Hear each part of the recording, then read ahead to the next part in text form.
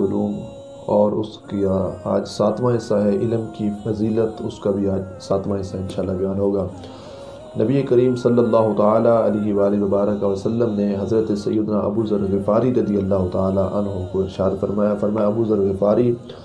تمہارا صبح کو اٹھنا اور علم کا ایک باب سیکھنا، حضور نبی پاک علیہ السلام نے ارشاد فرمایا یہ اللہ کی بارگاہ میں 100 رکعت نماز نفل ادا کرنے سے بہتر ہے۔ اور آگے رسول اللہ صلی اللہ تعالیٰ علیہ وآلہ وبارک وسلم نے ارشاد فرمایا اگر تو صبح کے وقت اٹھے اور کتاب کا علم حاصل کرے اور اس کتاب میں سے ایک باب کو تو حاصل کرے، اگرچہ اس پر عمل نہ بھی ہو، اللہ پھر بھی ثواب عطا فرماتا ہے۔ ایک ہے علم کو پڑھنا اور اس پر عمل کرنا، اس میں تو کمال کا ہی ثواب ہے اور کمال درجے کی ہی عبادت اللہ کی بارگاہ میں بندے گی اور ثواب در ثواب ہوگا۔ لیکن اگر علم پر عمل نہ ہو، ویسے پڑھنے کے لحاظ سے بھی اگر دیکھا جائے، کتاب کا مطالعہ کرنا اور دین کے کتاب کو پڑھنا، اس کے اندر بھی نبی پاک علیہ تحیت و ثنا نے ارشاد فرمایا یہ تمہارے لیے ثواب ہے۔ آگے نبی پاک صلی اللہ تعالیٰ علیہ وآلہ وبارک وسلم ارشاد فرماتے ہیں جو شخص عالم دین کی مجلس کے اندر بیٹھے اور فرمایا اس عالم کے پاس 2 لقمے کھانے کے کھا لے، اس کی معیت کو اختیار کرے اور اس کے ساتھ 2 قدم چل لے، یا حضور نے فرمایا اس سے کچھ حکمت کی باتیں سن لے، تو اللہ ایسے بندے کو جو عالم کی مجلس میں بیٹھنے والا لقمے کھانے والا ہوگا اس کو 2 جنتیں عطا فرمائے گا۔ اور رسول کریم صلی اللہ تعالیٰ علیہ وآلہ وبارک وسلم نے ارشاد فرمایا کہ وہ آدمی جو عالم کی معیت میں رہا، اس کے ساتھ کھایا پیا، اس کے ساتھ 2 قدم چلا، اللہ اس کو جو 2 جنتیں دے گا، ان میں سے ایک جنت جو ہے وہ ساری دنیا سے 2 گنا بڑی جنت ہے۔ تو ایک جنت کا یہ جو ہے اندازہ نبی پاک علیہ السلام نے ارشاد فرمایا کہ وہ ساری دنیا سے 2 گنا بڑی ہے، تو پھر 2 جنتوں کا مقام اور اس کا مرتبہ اللہ رب العزت جل جلالہ کی بارگاہ میں کیسا ہوگا، یہ وہی ذات بہتر جانتی ہے۔ آگے نبی پاک صلی اللہ تعالیٰ علیہ وآلہ وبارک وسلم نے کیا ارشاد فرمایا؟ سرکار صلی اللہ علیہ وسلم ارشاد فرماتے ہیں جو شخص جماعت کی پابندی کرے، نماز کی پابندی کرے اور جماعت کے ساتھ نماز ادا کرے، اور سرکار صلی اللہ علیہ وسلم نے ارشاد فرمایا وہ بندہ علم کی محفل میں بیٹھے، علماء کی مجلس کو اختیار کرے، اب اس پر کتنا ثواب ہے؟ نبی پاک علیہ السلام ارشاد فرماتے ہیں اللہ تعالی جل جلالہ اس بندے کو 6 انعامات سے نوازے گا۔ نماز جماعت کے ساتھ پابندی کر کے پڑھنا، نماز کی پابندی، معیت جماعت کے ساتھ، اور علماء کی مجالس کو، محافل کو اختیار کرنا اور ان کی مجالس میں جا کر دین سیکھنا۔ 6 انعام نبی پاک صلی اللہ علیہ وسلم نے ارشاد فرمایا پہلا انعام کیا ہے؟ اللہ اسے رزق حلال عطا فرمائے گا، اور دوسرا سرکار صلی اللہ علیہ وسلم ارشاد فرماتے ہیں وہ بندہ جو علماء کی مجالس و محافل میں دین سیکھے گا، اللہ اس کو عذاب قبر سے محفوظ فرمائے گا۔ اور آگے نبی پاک علیہ السلام نے ارشاد فرمایا اللہ قیامت کے دن نامہ اعمال اس بندے کے دائیں ہاتھ میں دے گا جو علماء کی مجالس و محافل میں جا کر دین کو سیکھے گا۔ اور آگے نبی پاک صلی اللہ علیہ وسلم نے ارشاد فرمایا کہ پل صراط پر بجلی کی طرح وہ گزر جائے گا، جس طرح بجلی کی سپیڈ ہوتی ہے، بجلی کی چمک کی طرح اتنی تیزی کے ساتھ وہ پل صراط سے گزرے گا۔ اور آگے سرکار نے فرمایا اس کا حشر انبیاء کرام علیہ السلام کے ساتھ ہوگا، اور فرمایا اللہ اس کو دین کی برکت اور علماء کی محافل و مجالس میں جا کر دین سیکھنے کی برکت سے اللہ اس کو جنت میں اعلیٰ مقام عطا فرمائے گا۔ یہ سارے انعام اکرام اس بندے کے لیے ہیں جو دنیا میں رہ کر نماز کی پابندی کرتے ہیں، جماعت کے ساتھ اس کو ادا کرتے ہیں، اور دین کی جو ہے نا محفل، علماء کی محفل میں جا کر علماء سے دین کے فیوز و برکات سے اپنے سینوں کو مستفیض کرتے ہیں۔ آگے نبی پاک صلی اللہ تعالیٰ علیہ وآلہ وبارک وسلم نے ارشاد فرمایا جس سے عالم کی فضیلت عابد پر بیان کی گئی۔ مشکاۃ شریف کے اندر حدیث پاک حضور علیہ السلام نے ارشاد فرمایا قیامت کے دن جب بندے کا حساب و کتاب اللہ کی بارگاہ میں ہوگا تو حضور علیہ السلام نے ارشاد فرمایا 4 قسم کے لوگ ایسے ہیں جن کو بغیر حساب و کتاب کے، بغیر عذاب کے اللہ ان کو جنت دے گا۔ اللہ فرشتوں کا آرڈر دے گا ان کو جاؤ اور جنت کے اندر ان کو جو ہے نا جنت کے اندر ان کا مقام ہے، لے کے جاؤ ان کو اور جنت کے اندر چھوڑ دو۔ ان میں سے کون ہے؟ رسول اللہ صلی اللہ علیہ وسلم ارشاد فرماتے ہیں عالم با عمل، ایسا بندہ جس نے دنیا میں علم سیکھا، پھر سکھایا، پھر اس علم پہ عمل کیا، عالم با عمل جس نے اپنے علم پہ عمل کیا بغیر حساب کتاب، بغیر عذاب کے، اللہ تعالیٰ عالم با عمل کو جنت عطا فرمائے گا۔ سرکار فرماتے ہیں دوسرا آدمی وہ ہے جس نے حج کیا محض اللہ کی رضا کے حصول کے لیے، کوئی فسق و فجور، کوئی گناہ کا کام نہیں کیا، کسی سے جھگڑا نہیں کیا، ریاکاری کی اس نے نیت نہیں کی، ریاکاری نہیں کی، اللہ کی رضا کے حصول کے لیے جس نے حج کیا، اللہ اس کو بھی بغیر حساب و کتاب کی جنت میں جگہ عطا فرمائے گا۔ اور آگے رسول اللہ صلی اللہ علیہ وسلم نے ارشاد فرمایا تیسرا آدمی وہ جو میدان جہاد کے اندر اللہ رب العزت کی بارگاہ میں اپنی جان کا نذرانہ اس کی رضا کے حصول کے لیے پیش کرتا ہے۔ اور آگے نبی پاک صلی اللہ علیہ وسلم نے ارشاد فرمایا بندے کو رب رزق دے اور پھر ریاکاری کی نیت سے نہیں بلکہ اللہ کی رضا کے حصول کے لیے بندہ اللہ کے مال سے دی ہوئے رزق سے کیا کرے، اللہ کی مال کی دی ہوئے رزق سے آگے لوگوں پہ خرچ کرے تو اللہ تعالیٰ اس بندے کو بھی جنت میں بغیر حساب و کتاب کے جگہ عطا فرمائے گا، جنت اس کو عطا فرمائے گا۔ تو یہ فضیلت ہے ایسے لوگوں کے متعلق جو کیا کرتے ہیں، دنیا کے اندر یہ کام کرتے ہیں نیکی کا، جہاد فی سبیل اللہ میں شہید ہونے والا بندہ، اس کے علاوہ اللہ کی بارگاہ میں حج کرنے والا، اور اس کے علاوہ عالم با عمل ہو گیا، اور اس کے علاوہ جو رزق حلال سے لوگوں پر خرچ کرتے ہیں تو اللہ تعالیٰ ان کو بغیر حساب و کتاب کی جنت میں جگہ عطا فرمائے گا۔ رسول اللہ صلی اللہ علیہ وسلم نے ارشاد فرمایا ایک عالم اور ایک عابد کا ذکر فرمایا، پوچھا گیا ان میں سے افضل کون ہے؟ تو نبی پاک علیہ السلام نے ارشاد فرمایا عالم کی عابد پر اس قدر فضیلت ہے، فرمایا جس طرح میں محمد کی ایک ادنا آدمی پر فضیلت ہے، ایسے ہی اللہ رب العزت نے عالم کی عابد پر فضیلت کو رکھا ہے۔ اس کے علاوہ بے شمار احادیث اقوال علماء کرام نے نقل کیے ہیں علم کے حوالے سے۔ آگے اب وہ چیز ہے کہ جب کوئی دنیا کے اندر عالم دین فوت ہوتا ہے اور ہمیں دکھ محسوس ہوتا ہے، ہم اس پر تعزیت کرتے ہیں۔ نبی پاک صلی اللہ علیہ وسلم نے ارشاد فرمایا جو مومن کسی عالم کی موت پر غمزدہ ہوتا ہے، اس کو دکھ پہنچتا ہے کہ فلاں عالم تھا وہ بندہ اس دنیا سے چلا گیا،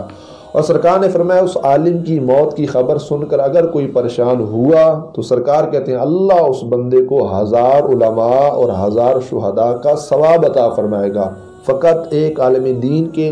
اس دنیا سے رخصت ہونے کے لحاظ سے اگر کسی کا دل دکھا، پریشان ہوا تو اللہ 1000 علماء 1000 شہداء کی جو ہے نا برابر اللہ اس بندے کو ثواب عطا فرماتا ہے۔ اور آگے نبی پاک صلی اللہ علیہ وسلم نے خود ارشاد فرمایا موت العالم موت العالم، ایک عالم دین کی جو موت ہوتی ہے وہ سارے جہاں کی موت ہوتی ہے۔ اور نبی پاک صلی اللہ علیہ وسلم نے ارشاد فرمایا جو کسی اہل علم کو گالی دے تو سرکار نے کیا فرمایا کہ وہ دائرہ ایمان سے خارج ہو جاتا ہے۔ فقہاء نے اس پر کافی جو ہے نا چیزیں ذکر کی ہیں اس حوالے سے، اور یہاں تک کہ ایک فتاوی کے اندر یہ بھی لکھا گیا کہ نبی پاک صلی اللہ علیہ وسلم نے یہ بھی فرمایا ان قریب میری امت میں ایسا زمانہ آئے گا کہ لوگ علماء سے فقہاء سے نفرت کریں گے، ان سے دور بھاگیں گے۔ اور نبی پاک صلی اللہ علیہ وسلم نے ارشاد فرمایا کہ جو علماء سے نفرت کرے گا، فقہاء سے دور بھاگے گا، اللہ اس کو 3 آزمائشوں کے اندر مبتلا فرما دے گا۔ علماء سے نفرت کرنا، پھر اللہ کی طرف سے آزمائشیں ہوں گی، ان میں سے پہلی آزمائش کیا ہے؟ فرمایا جو عالم دین سے نفرت کرے گا اللہ اس کی کمائی سے برکت کو اٹھا لے گا، اس کی کمائی میں برکت نہیں رہے گی۔ اور آگے سرکار نے فرمایا ان پر ظالم حکمران مسلط کر دیے جائیں گے، حکمران ہوں گے وہ ظلم کرنے والے ہوں گے۔ یہ سارا گناہ ہوگا جو دنیا میں رہ کر ہم نے علماء سے نفرت کی، فقہاء سے نفرت کی، اس کے عذاب میں اللہ کیا کرے گا؟ جاہل قسم کے ظالم قسم کے حکمران ہم پر مسلط کر دے گا۔ اور آگے حضور نبی پاک علیہ السلام نے ارشاد فرمایا کیا بندہ اس بات سے ڈرتا نہیں ہے کہ جو دنیا میں رہ کر کسی عالم سے نفرت کرے کہ جب اس کا خاتمہ ہو اور اللہ اس کو ایمان جیسی نعمت سے اور ایمان جیسی دولت سے محروم ہی کر دے۔ بندے کا جب خاتمہ ہوتا ہے ساری دنیا دعا کرتی ہے کہ اللہ میرا خاتمہ جو ہے وہ ایمان پہ کرے، ایمان پہ کرے۔ تو اس بات سے بندے کو ڈرنا چاہیے کہ ایسا نہ ہو کہ کسی عالم دین سے ہم نے نفرت کی اور ہمارا کہیں خاتمہ ایمان پر نہ ہو۔ دعا کرنی چاہیے کہ اللہ تعالی ہمارا ایمان پر خاتمہ کرے، اور علماء سے محبت و عقیدت کرنی چاہیے۔ اس کے علاوہ اگر بات کی جائے، ایک شخص نبی پاک صلی اللہ تعالی علیہ وآلہ وبارک وسلم کی بارگاہ میں حاضر ہوا۔ نبی پاک صلی اللہ علیہ وسلم تکیے کے ساتھ ٹیک لگا کر آرام فرما رہے تھے۔ تو سرکار نے پوچھا، فرمایا شخص کیسے آنا ہوا؟ تو اس نے عرض کی یا رسول اللہ صلی اللہ علیہ وسلم میں علم کے حصول کے لیے آیا ہوں۔ سرکار دو عالم صلی اللہ علیہ وسلم نے ارشاد فرمایا خوش آمدید، فرمایا خوش آمدید ہو، فرمایا کہ تیرا آنا مبارک ہو کیونکہ تو دین کے حصول کے لیے آیا ہے۔ اور آگے نبی پاک علیہ السلام نے ارشاد فرمایا جب بندہ اللہ کی رضا کے حصول کے لیے علم کو سیکھتا ہے تو سرکار نے کیا فرمایا،